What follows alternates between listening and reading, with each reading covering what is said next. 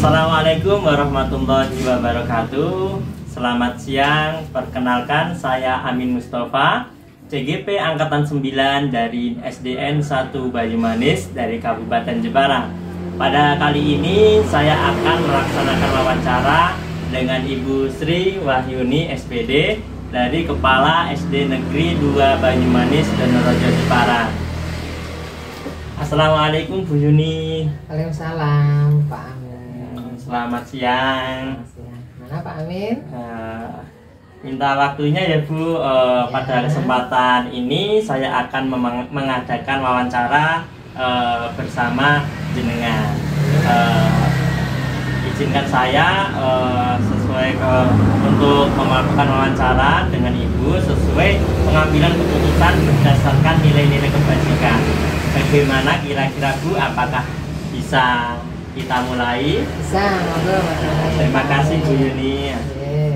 Untuk yang pertama saya ingin bertanya Bu, selama ini bagaimana Anda dapat mengidentifikasi kasus-kasus yang merupakan dilema etika atau bujukan moral Bu?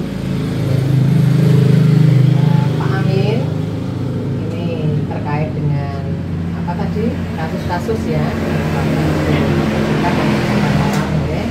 Nah, kita tidak pernah terlepas dari pengambilan keputusan dan biasanya pengambilan keputusan tersebut harus berdasarkan dengan dilema etika, yaitu benar lawan benar. Yes. Saya biasanya mengidentifikasi masalah tersebut itu dengan cara mengecek permasalahan tersebut ya, terlebih dahulu berdasarkan fakta. Setelah itu perlu membedakan juga masalah tersebut masuk ke ranah dilema etika atau bujukan moral. Nah, kita lanjutkan lagi untuk memastikan siapa saja yang terlibat di dalam permasalahan itu. Nah, dengan demikian, dengan pengambilan keputusan tersebut nantinya dapat dipertimbangkan dengan baik apakah persoalan tersebut berdasarkan dilema etika atau bujukan moral. Kurang lebihnya seperti itu Pak Amin. Ya Ibu Yuni. Terus Bu, selama ini bagaimana Anda itu menjalankan pengambilan keputusan di sekolah kita, di mana dua kepentingan sama-sama benar mengandung nilai kebajikan itu? Pengambilan keputusan ya Pak Amin ya. Nah, jika saya diberagakan persoalan kepentingan yang dua-duanya benar tadinya, itu memang tidak mudah. Dan ya, Pak Amin, nah seperti itu nanti saya akan lakukan yang pertama berkomunikasi dengan kedua pihak, gitu ya. Nah kemudian kita memediasi kedua pihak tersebut.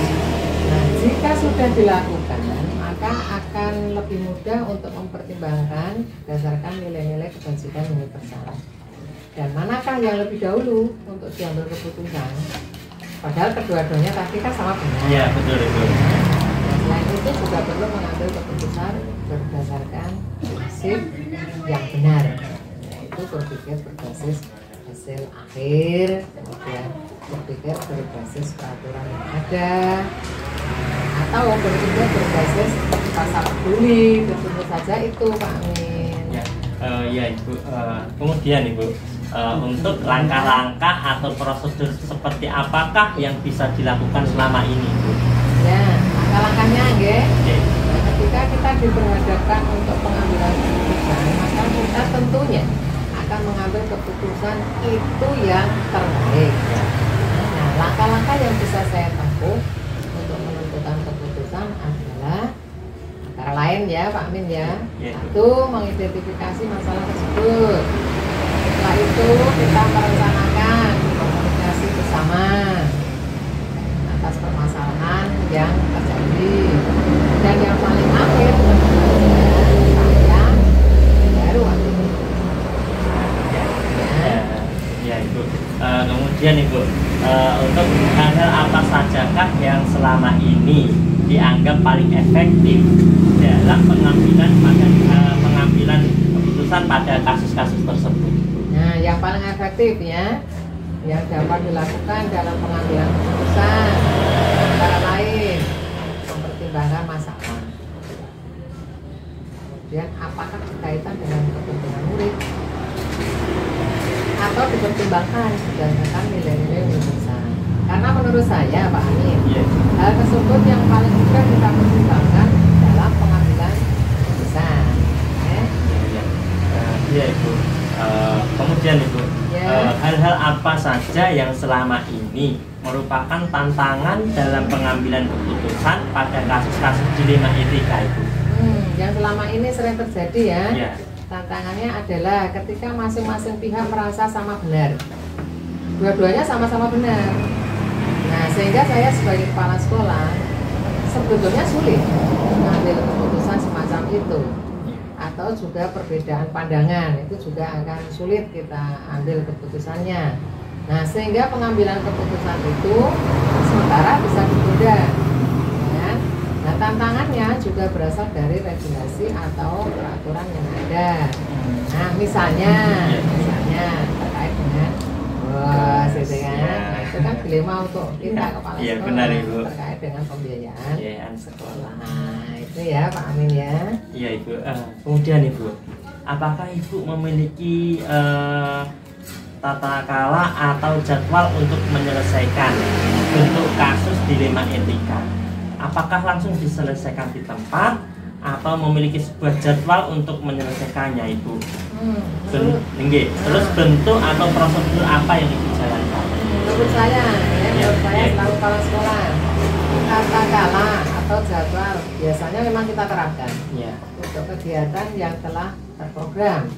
Nah, jika dalam penyelesaian pengambilan keputusan jarang sekali menjadwalkan untuk penyelesaiannya, karena melihat permasalahan seperti apa dulu permasalahannya. Nah, jika masalah itu perlu diselesaikan di tempat, ya langsung kita selesaikan. Tetapi jika perluan untuk penjadwalan, kita berikan tata kala dan penjadwalannya. Oke, Pak. Ya, Ibu. Lagi ya, Ibu ya. Adakah seseorang atau faktor-faktor apa yang selama ini mempermudah atau membantu Ibu dalam pengambilan keputusan dalam sebuah kasus dilema etika Ibu? Faktor yang mendukung untuk pengambilan keputusan ya. Biasanya jika itu terjadi di sekolah adalah pendekatan yang utama. Artinya jika terjadi sebuah permasalahan dapat melakukan pendekatan. Maksudnya apa dilakukan pendekatan? Supaya hal tersebut mempermudah untuk menyelesaikannya. Nah, faktor selanjutnya adalah kerjasama, tapi kerjasama yang baik, ya. Baik dengan orang tua murid maupun komite, itu harus ada saling membantu, ada kerjasama.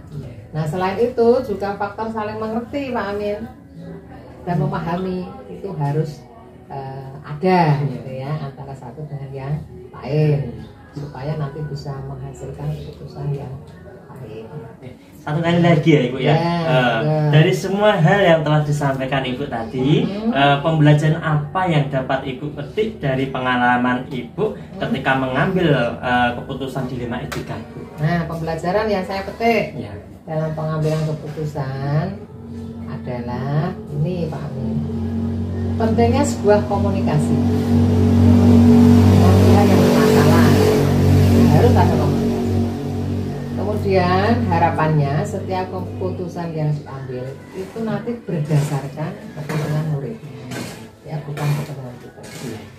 Nah, keputusan akan mudah diambil ini jika berbasis pada rasa apa saja ya, nilai kepeduliannya, ada peraturan dan keadilan juga harus ada, dan hasil akhirnya supaya kita dapatkan yang terbaik. Itu Pak Amin. Terima kasih ya Ibu ya. Karena siang ini sudah berkenan memberikan waktu untuk bisa saya wawancarai berkenan dengan pengambilan keputusan yang berkaitan dengan dilema etika. Saya sebagai guru yang merupakan pimpinan pembelajaran akan berusaha menerapkan pengambilan keputusan baik terhadap siswa maupun keputusan berkaitan dengan proses pembelajaran. Berusaha sesuai dengan nilai-nilai universal dan berpihak kepada murid supaya keputusan-keputusan yang ambil sesuai dengan yang diharapkan. Terima kasih Bu Yuni ya. Sama-sama, semoga bermanfaat ya. Amin ya. Terima kasih Bu. Ya, Assalamualaikum warahmatullahi wabarakatuh. Waalaikumsalam warahmatullahi wabarakatuh.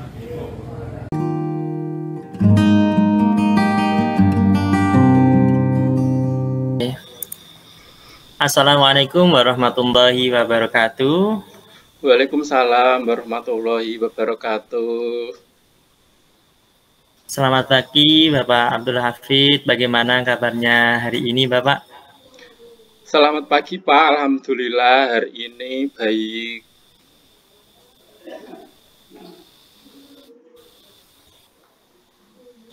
Oke, terima kasih Bapak Abdul Hafid sudah mau meluangkan waktu untuk bisa saya wawancarai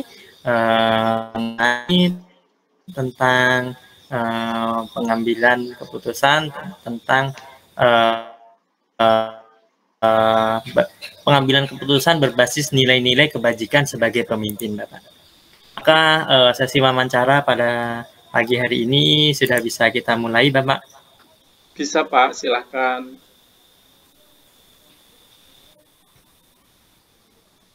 Oke, terima kasih Bapak. Yang pertama saya ingin bertanya Bapak. Selama ini, bagaimana Bapak dapat mengidentifikasi kasus-kasus yang merupakan dilema etika atau sebuah bujukan moral, Bapak? Nah, untuk kita dapat mengenali kasus-kasus atau permasalahan yang muncul itu termasuk dalam dilema etika atau bujukan moral itu, kita bisa melihat dari nilai-nilai yang saling bertentangan. Apakah nilai yang bertentangan itu benar melawan buruk atau benar melawan benar. Nah, jika yang ada itu benar melawan salah, berarti kan bujukan moral. Tetapi kalau nilai-nilai yang bertentangan itu benar melawan benar, maka itu adalah sebuah bentuk dilema etika. Oke, Bapak. Kemudian, selama ini bagaimana Bapak menjalankan pengambilan keputusan di sekolah Bapak? Terutama untuk kasus-kasus di mana ada dua kepentingan yang sama-sama benar atau sama-sama mengandung nilai kebajikan, Bapak. Nah, untuk menangani masalah yang mengandung dilema etika itu biasanya yang pertama kita pertimbangkan dulu nilai-nilai kebenarannya. Mana yang mengandung nilai kebenaran yang lebih tinggi atau kepentingannya lebih tinggi begitu. Selain itu juga kita pertimbangkan resikonya yang paling kecil, baru kemudian kita ambil keputusan dan tentunya harus kita dasarkan pada kepentingan peserta didik. Oke Bapak, kemudian langkah-langkah atau prosedur seperti apa yang biasa Bapak lakukan selama ini? Nah, biasanya yang kita lakukan untuk menyelesaikan sebuah permasalahan yang mengandung dilema etika itu, yang pertama tentunya kita kenali dulu nilai-nilai yang saling bertentangan. Kemudian yang berikutnya kita kita cari tahu dulu siapa saja yang terlibat dalam permasalahan tersebut. Kemudian setelah itu kita kumpulkan fakta-fakta yang ada, kemudian setelah itu kita ambil sebuah keputusan yang tentunya juga harus kita dasarkan pada paradigma dan prinsip pengambilan keputusan untuk dilema etika. Baru kita ambil keputusan yang terbaik, dan terus setelah itu, setelah keputusan diambil juga harus kita refleksikan, gitu Pak. Oke Bapak. Kemudian hal-hal apa saja yang selama ini Bapak anggap efektif dalam pengambilan keputusan pada kasus-kasus dilema etika? Nah, satu hal yang saya rasa itu cukup membantu dan cukup membantu dalam kita menyelesaikan permasalahan itu adalah komunikasi yang efektif. Jadi dengan komunikasi yang baik antar semua pihak itu akan mempermudah kita mencari solusi dari permasalahan-permasalahan yang ada, dan dengan diskusi yang baik maka keputusan yang diambil juga akan lebih baik begitu. Ya, oke Bapak. Selanjutnya, hal-hal apa saja yang selama ini merupakan tantangan dalam pengambilan keputusan pada kasus-kasus dilema etika? Nah, tantangan yang sering muncul saat kita menghadapi dilema etika itu ketika kita mempertimbangkan dua nilai yang saling bertentangan tersebut. Mana nilai kebaikan yang lebih tinggi yang harus kita ambil gitu. Selain itu juga mana resikonya yang paling kecil sehingga nanti keputusannya yang diambil itu bisa lebih tepat. Nah, biasanya untuk mempertimbangkan itu agak memerlukan pemikiran yang lebih. Oke, Bapak. Apakah Bapak memiliki sebuah tata kala atau jadwal tertentu dalam sebuah penyelesaian kasus dilema etika?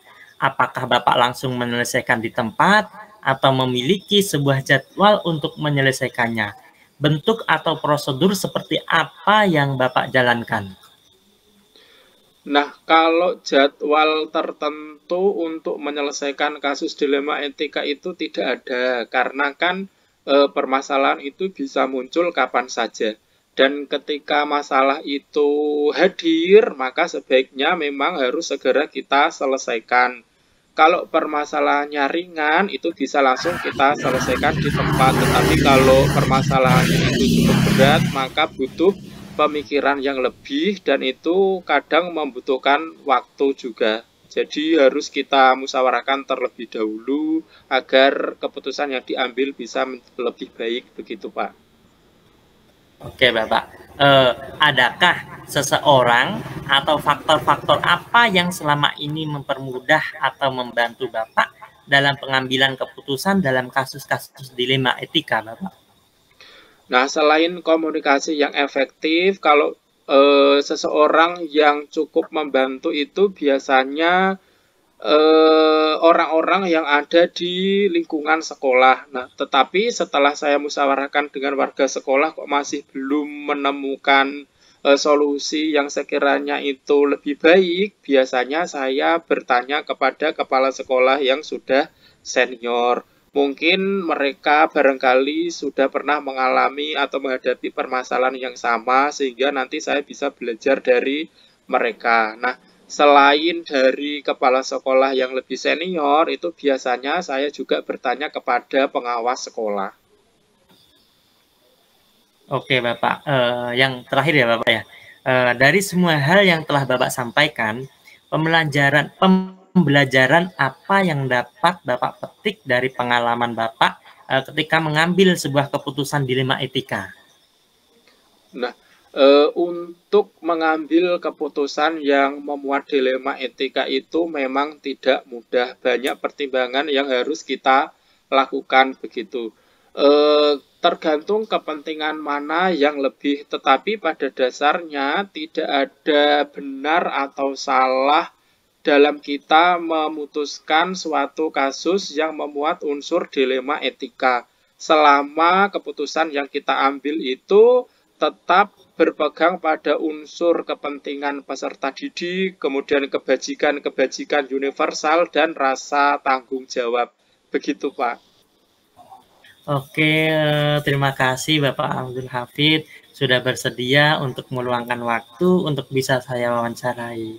Semoga hasil wawancara kita ini bisa memberikan manfaat terutama buat saya pribadi dan lebih luas untuk institusi pendidikan yang ada di tempat saya, Bapak. Oke, terima kasih, Pak. Oke, sekian Bapak. Selamat pagi dan assalamualaikum warahmatullahi wabarakatuh. Waalaikumsalam warahmatullahi wabarakatuh.